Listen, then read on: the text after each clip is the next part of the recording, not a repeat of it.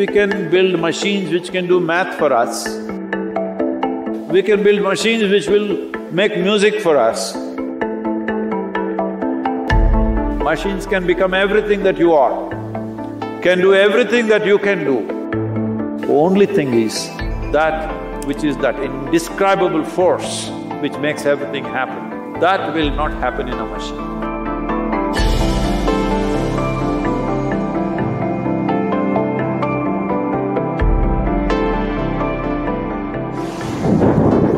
Experts say that human intuitions are essentially biochemical responses of our body.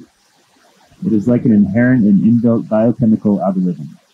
If that is so, then artificial intelligence can be powered to recreate human emotions.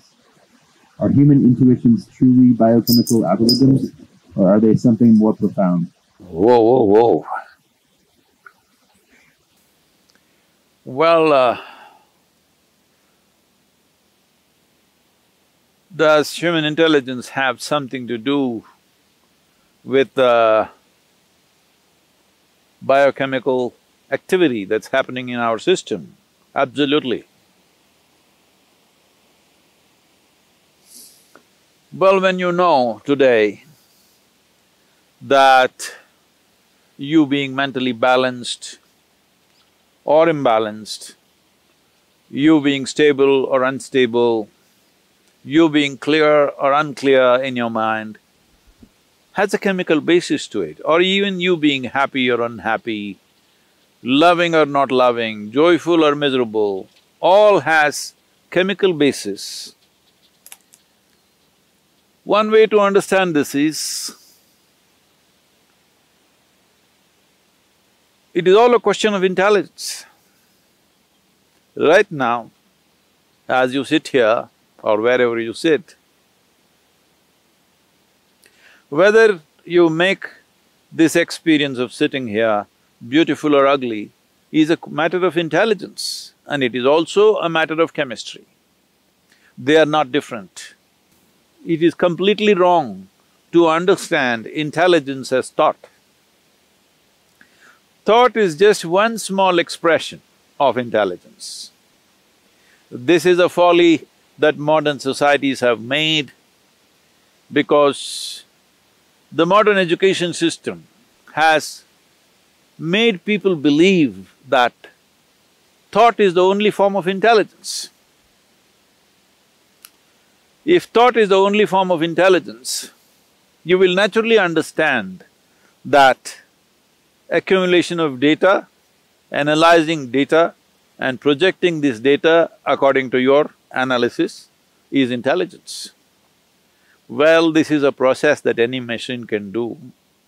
This you're beginning to understand now, that even the most complex thought that you think is phenomenal, today your computer can do it without effort.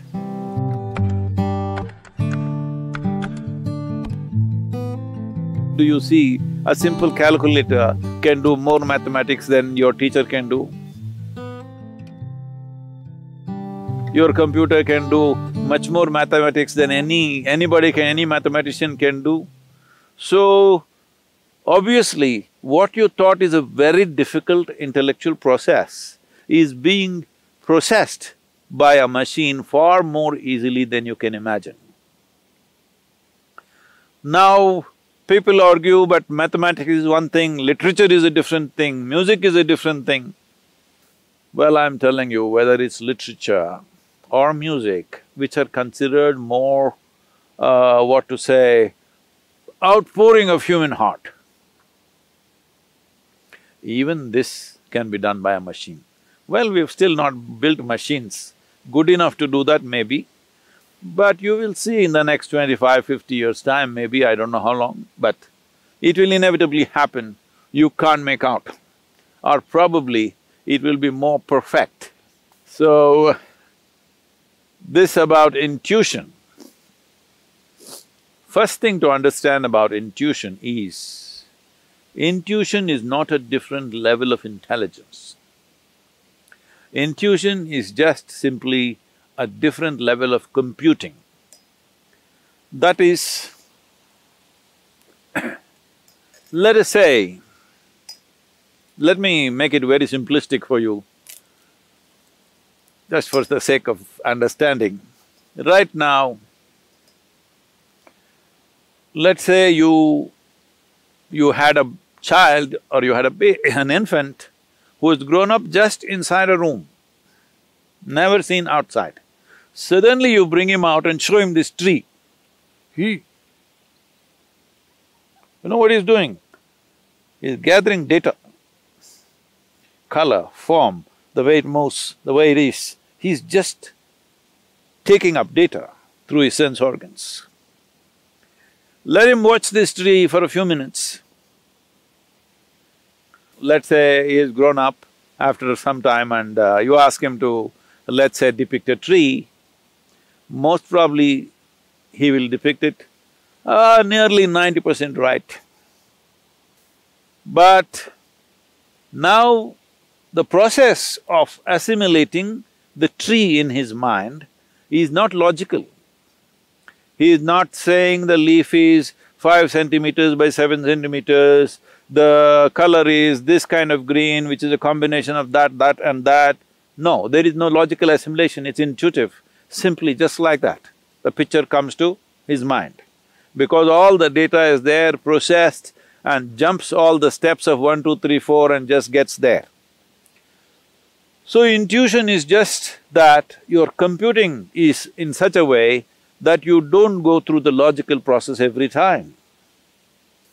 So intuitive means your computing is skipping the logical steps and arriving at the answer, which is definitely a more sensible way to conduct your life.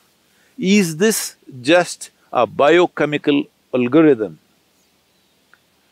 Well, I would say 100% yes. So, when we say biochemical algorithm, it is in a constant flux, you can set it the way you want. By genetics, by culture, by external influences, it's set one way.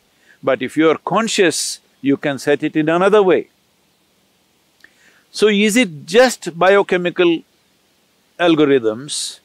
When you say it is just, you are thinking that, am I just a mechanical process? Well, there is a mechanism. The question is whether this mechanism is conducted consciously or not. Right now, there is an intellect, there is an intuitive dimension, and there are deeper levels of intelligence, which is the basis of the making of the creation itself, the very source of creation. That intelligence is also embedded within you. The question is only at what level of access are you? Say, everybody has an arm like this, all right? Now, can everybody use their arm the same way? No. Different people use it different ways. Somebody is a ball player, he uses it one way. Somebody is a writer, he uses it another way. Somebody is an artist, he uses it another way. Somebody is a yogi, he uses it another way because you have figured out certain aspects of life, somebody else has figured out another aspect of life. Depending upon how you apply yourself, accordingly, your biochemical algorithm is constantly changing. It is not a set process. Well, there are certain settings, because otherwise you won't have a starting place. Like I already said, genetics, cultural influences, Samskriti, that is generations of learning that's happened within you. All these things put together, there is a certain algorithm, but it is not set, it is fluid. You can change it every moment of your life. So your intuition, what kind of intuition do you have? People are just doing guesswork all the time and thinking it's intuition.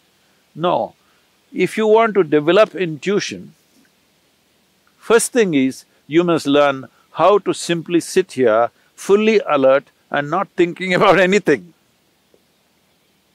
Somebody was asking me, Sadhguru, when you're riding, what are you thinking about? Why the hell am I thinking about anything? I'm just riding. That's why I'm still alive because the kind of risks that I've taken on two wheels, I'm still alive because I don't think a damn thing. If you know how to simply sit here, alert but unthinking, oh, how is that possible? I'm asking, how is it possible for you to think when so much is happening out here? If you pay attention, you will not think.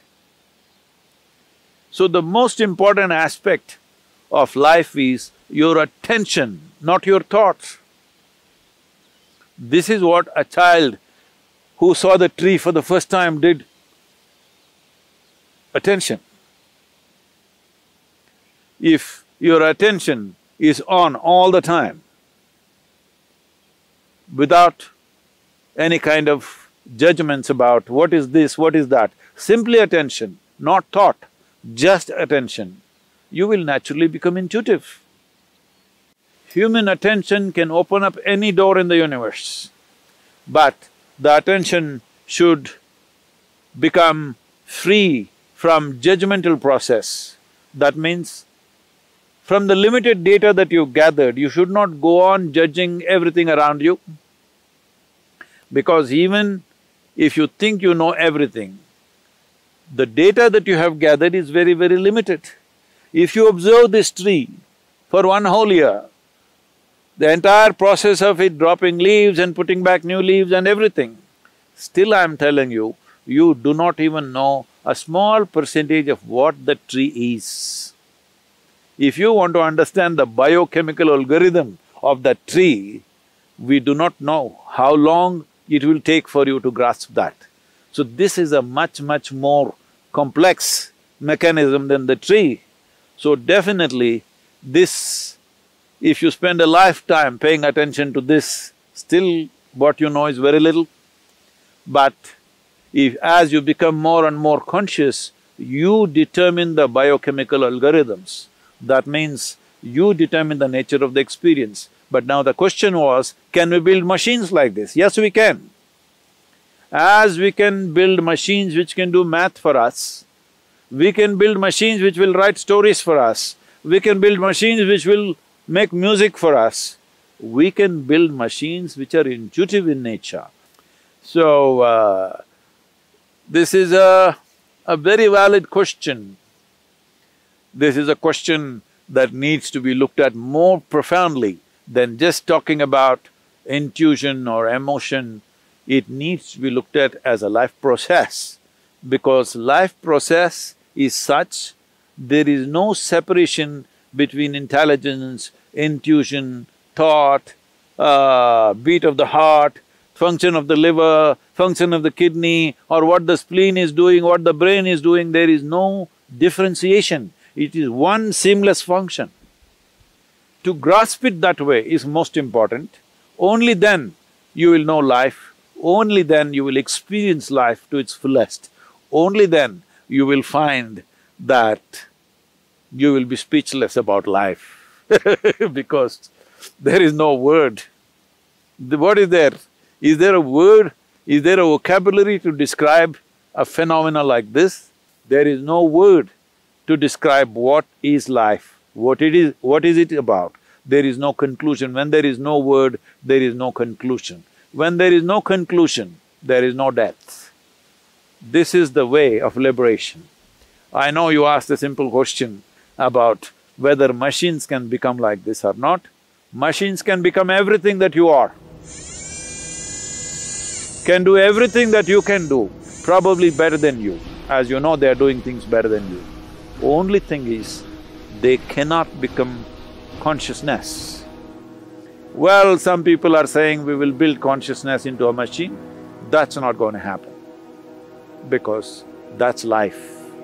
What you call as consciousness is the essence of life, that which cannot be described, for that which we don't have a word to say what it is, that which is that indescribable force which makes everything happen. That will not happen in a machine, 100%.